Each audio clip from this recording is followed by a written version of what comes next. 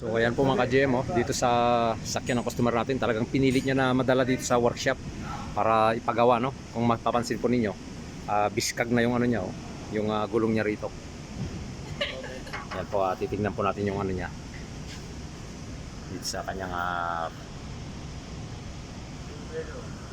yan. So kung makikita po ninyo, no, yung kanyang rotor disc dito sa kanyang brake pads, metal to metal na siya. Tapos ito, nagka-problema yung ano niya rito dito sa kanyang wheel hub bearing. Durog na yung wheel hub bearing nito. Yan o, laki ng alog.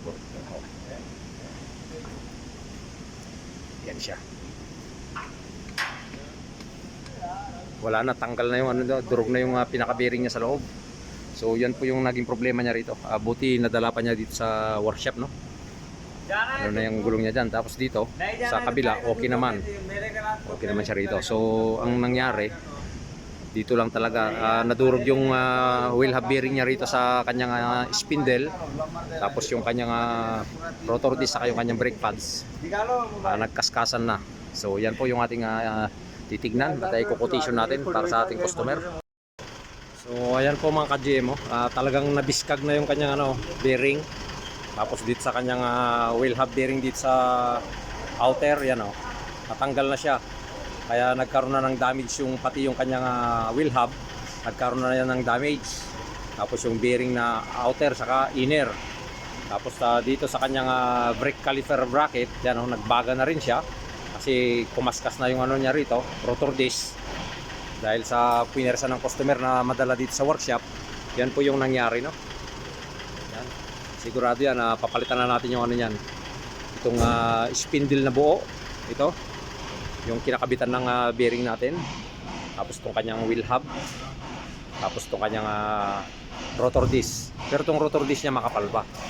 Kaya pa ng i-resurface ito. Pero i-order na rin natin kasi umano na yung ano niya rito. Maskas na rin dyan sa loob. So yan po yung nangyari. Kaya minsan pagka may marinig po kayong mga ingay sa ilalim ng inyong sakyan, ipacheck nyo na po kaagad para hindi po lumala o magkaroon ng malaking problema, no? Yan. So yan po yung ating i-quotation sa ating customer at yung kanyang tie rod din. Yan. Medyo ano na rin to. Yan, labas na rin yung langis niya, may kalug na rin yan. Tapos itong kanyang upper suspension. Yan po. So maraming salamat po. Like and share po yung ating mga videos para maging aware po yung iba sa paggamit nila ng kanilang sakyan.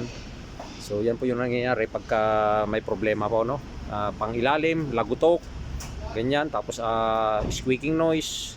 Kailangan nyo na pong ipacheck yung inyong sakyan kagad para hindi po lumaki yung sira. So ayan po, at pag-share na po yung ating mga videos para magkaroon din ng idea yung iba, lalo sa mga may mga sakyan. Ayan po, maraming salamat.